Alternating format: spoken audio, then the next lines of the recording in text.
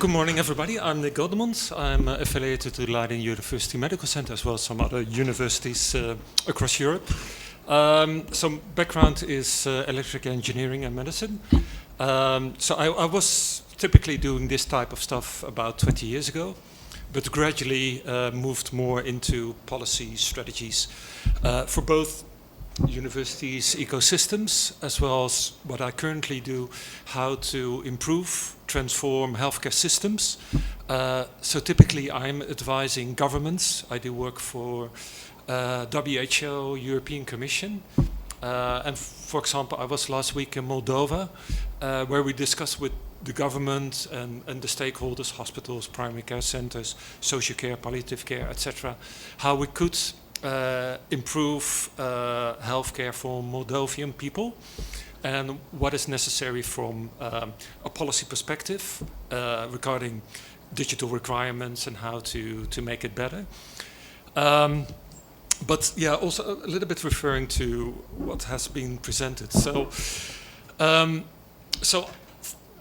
suppose I'm talking a little bit about the government perspective of policy makers. So, well, maybe I will come to later that. Yes. Okay, thank you. So I think my first question, so as it's a round table, we've developed some questions. I've been speaking to some key people today, but also just reflecting back what we've already heard about stakeholder perspectives. And I think one of the things in the room is really about trust. You know, how can we trust what is being developed in this digital ecosystem? So that is my first question to you. How can we trust these innovations within this ecosystem? I think it really depends on which stakeholder we are talking about. I will maybe talk about more the clinical community because it's something we have been working on. We noticed by consulting clinicians about their usage and trust in this type of digital tools and technologies that the level of trust, like overall, was not really bad. Like on a scale from 1 to 10, the average trust was 6.5. So we expected lower. But then discussing with sociologists in the field, we understand that trust has to be a bit more dissected to understand. And it's more about transparency, usability of the tool, effectiveness, accuracy, also explainability then. All those aspects are important to build trust. And maybe another note is that we observed that clinicians trust better their personal positive experience with this type of digital tools than regulatory approval by a regulatory agency, which means that, of course, having a market approval is important, but it's not enough. We need to raise awareness, we need to train and do dialogue to make them usable and user-friendly. That's great, thanks. I want to come to you, Nick, because in thinking about regulations then and policy, how do you deliver trust? Well, obviously, this is quite a complex topic with many different angles. So first of all, from a policy perspective and trust, so as what we experience over the last, let's say, decade and also with the pandemic, etc., has your trust is really an issue regarding how policy makers, etc., communicate with people. And that it's really difficult to create trust from a policy point of view, and also what potentially academia, industry, etc., might deliver. So I think fundamentally, so trust is also in the practical things what people experience. You have to create trust in what they experience on a daily basis. So in terms of, as a policymaker, having trust in all these so-called potential solution and that it will save mankind, I think there's little evidence to have trust in all these stories. So I think in contrast, for example, precision medicine, we hear the story of 20 years, didn't deliver what it all promised. Actually, we see only a rising cost and not so much improvement in outcomes.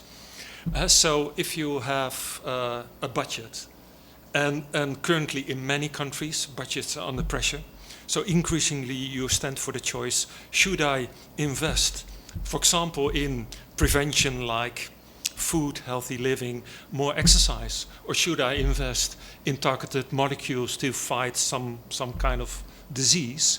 This is really difficult, because if you invest in these high-tech solutions, which only bring solution for a small population at a very high cost, and where the difference with, or the comparison with the existing approaches is not that much, you have to make, you stand before the dilemma.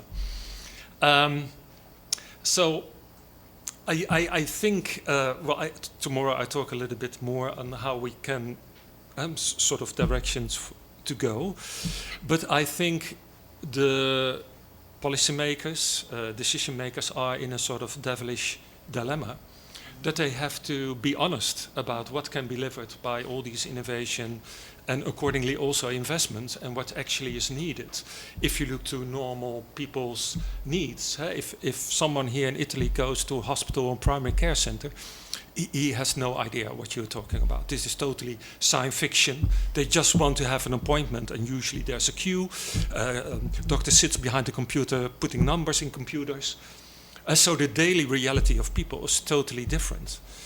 So it comes with some aspects to maybe change some things, where we can balance a little bit the innovation and actually what the people need.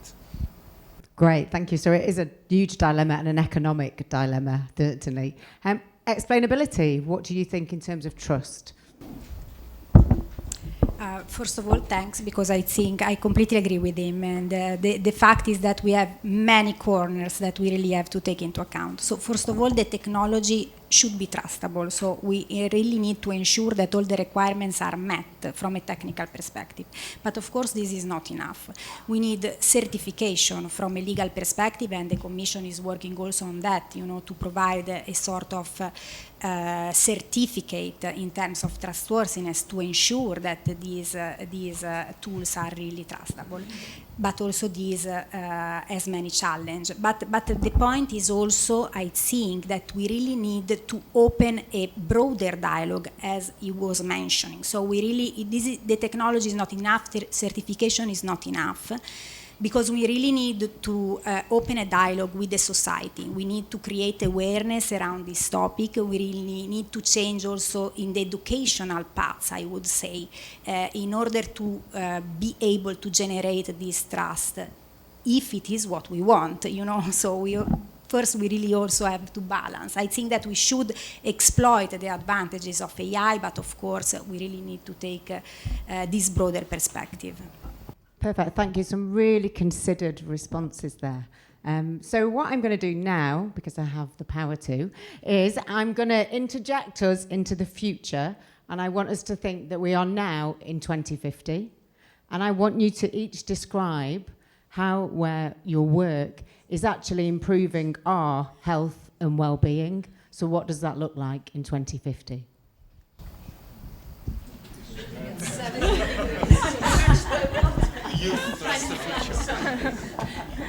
Okay.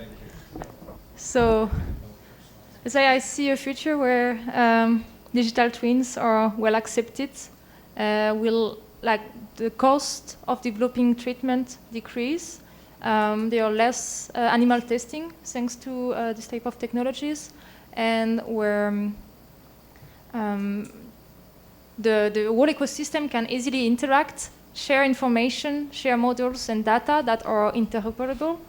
And this probably will be enabled also by the European Health Data Space, hopefully, which is a regulation being discussed as we speak at the European Parliament. So hopefully in 2015 it will be well in place. And in this regulation there is a provision for secondary use of data, so meaning research. So it will affect the way we all do research, I think, hopefully in a good way. Perfect, thank you. Raffaella? So shaping the future is not an easy task.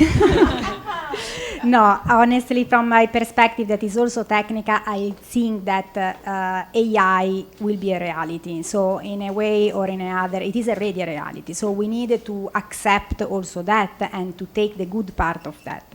So I think that we will come out with a regulation, maybe strong. So maybe we will be able to create this sort of certification.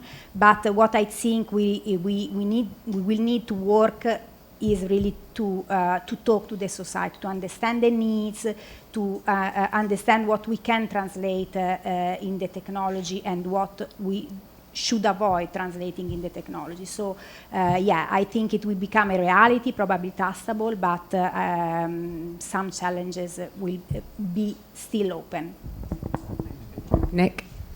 Well, it reminds me a little bit on a video, a YouTube video I received this morning.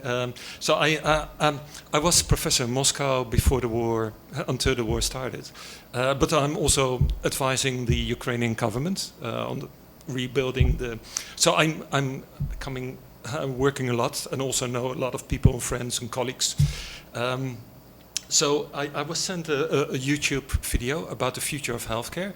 Biki, it's a friend of mine from Ukraine, and he's really doing a very good job in digital health. He's currently in the US. And he said, well, maybe you can respond to my video. And it's nicely projecting this, or describing this digital health, what we all can do with AI and solution in diagnosis on how you're helped and supported by apps, surgery on a distance, and well, it all looks very wonderful. And I think technically this might be possible. But I think the reality is that it's a bit different, as what I said. So healthcare of people, and providing health and social care is much about very basic things. Having proper access to primary care sector or that doctor, which can be supported by AI and making it more efficient, etc. But yeah, that this fully sort of picture of that everything will be digital, your doctor will be digital, you have a virtual self in which you can disease and target. It is nice, but it's more like what I called innotainment rather than the real innovations. So I think, I hope that we have a realistic development over time where we can provide proper access, good quality of services over the full range of the care cycle, including paying more attention to healthy living or helping people with difficulties in the sort of managing their health. It's more inclusive and connected to communities because this human touch is so important for people. Also, if you think about healthy behavior, so we are more sensitive for our context and environment rather than having an app on your phone or your watch.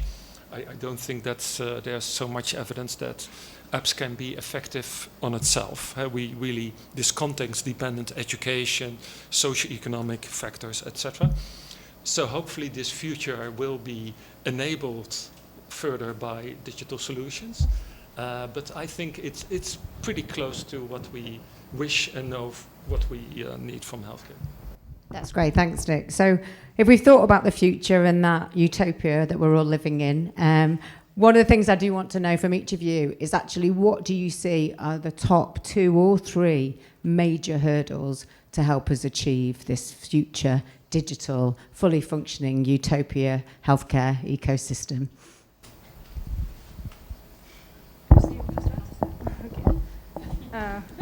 I think stakeholder awareness is the one I would put on the top, because it all seems very obvious to most of us in the room, but not to the rest of the world, I think. As we have seen and discussed in the past presentation, so stakeholder awareness, meaning patient, clinicians, all the spectrum, industrials as well. And I would say correct infrastructures, very important for data storage exchanges, but also high power computing infrastructures will be necessary.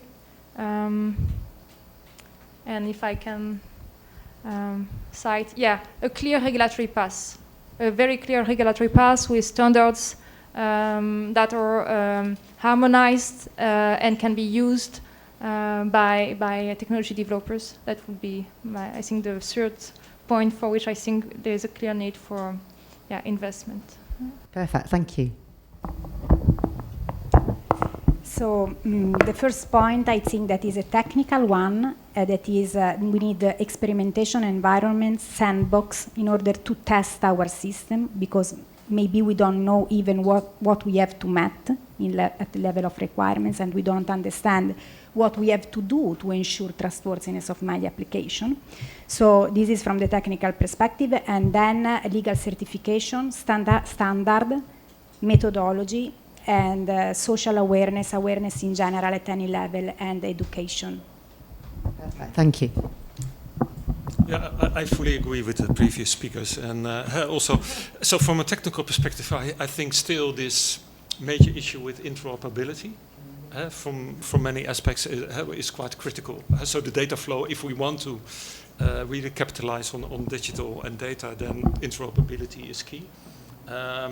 So this definitely have to be solved. But I think most of the challenges are the human factors. So collaboration, joint efforts is still an issue. So we know that the regional perspective, the localities on ecosystem, if you like, are really critical to have, because they are close to the people. You have the different stakeholders which you have to, they have to collaborate both from the development perspective, as well as how do you provide services and the sort of local authorities, etc. So this sort of regional approach and how to establish this, I think we have sufficient knowledge and examples, but we have to further strengthen this. I think Italy is also moving quite interesting path, also with DARE, but also with the health authorities at regional level. So there really, you can see a change. But considering the time span and the challenges we have, we don't have so much time. So we really have to speed up. And therefore we need this joint effort, academia, citizens, policymakers, industry, investors, etc. And I also, in healthcare in general, you see the challenge between the policy level and the operational level, where actually things are happening, and you need both. You need both activities, how you organize it at the local level, but also this should be facilitated by policy, regulations, but also about active governance. And also in this respect, you don't see so much real leadership in many countries. So people are still reluctant. Policymakers, ministers often also find this a very sensitive and riskful topic to make really claims or having a sort of robust and bold vision on how to reimagine or redesign healthcare. So the policy level and how does it work with the local, let's say, where it actually should happen, it's also a barrier.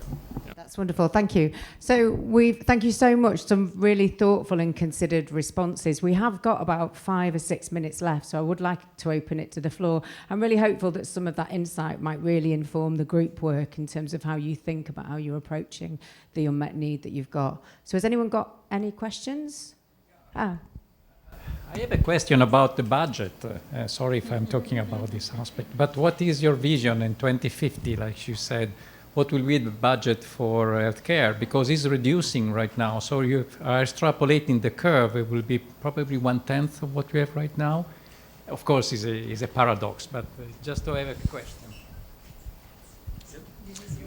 No, so this is really serious. This is really serious because, we see economies contracting because of war, because of other but also because of aging. So regions like Europe, but also Asia, China. So the aging population, so the productivity of countries and thereby also economic growth is not there. So probably, we have to deal with smaller budgets. So to be a bit bold and provocative, so all this idea about precision medicine, more expensive therapies, it is not going to happen.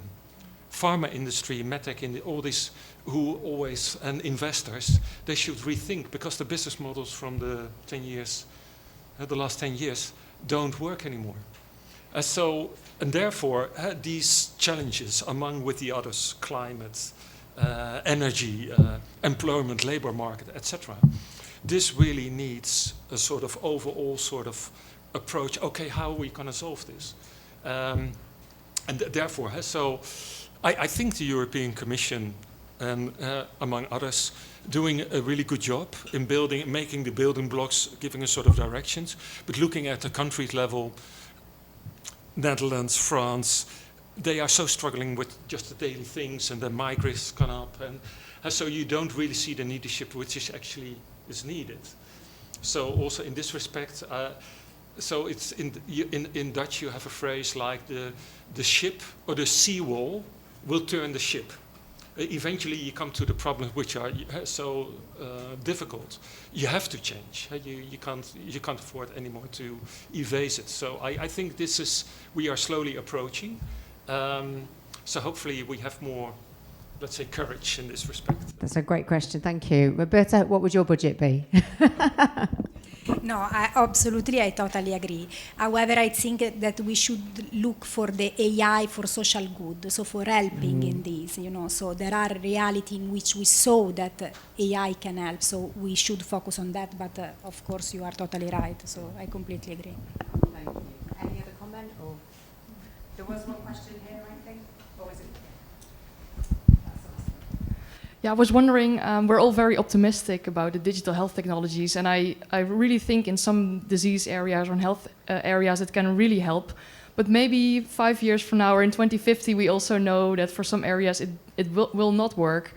What is your take on this? So are we brave enough to also at some point say, okay, for this disease area or for this type, it's not going to help. We should just raise the salaries of all the nurses by 10% and then the problem will be solved, for example. So what's your take on that topic? Is the field ready to accept and make that assessment? And who should take that leadership there? I can give a primary answer and I hope you will complement it. But yes, I don't think it's either we invest there or there. It doesn't have to be like this. So technology development shouldn't be slowed down if we want to improve, like increase number of nurses, for instance.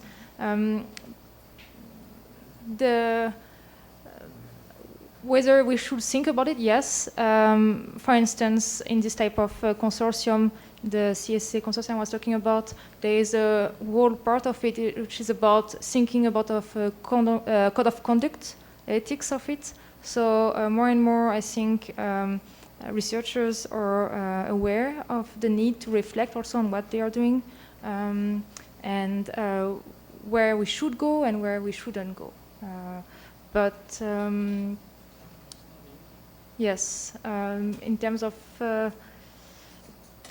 it was about the investment, right? Yeah, or being honest, maybe on a country level, on a policy level, or on a European level. Yeah.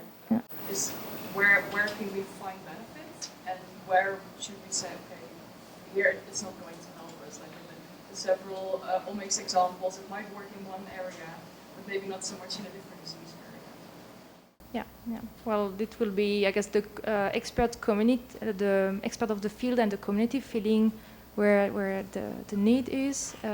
Exemplary use cases will demonstrate where the benefits can be. I suppose that moves us back to Nick's point about that kind of macro place level, much more local, regional approach to healthcare.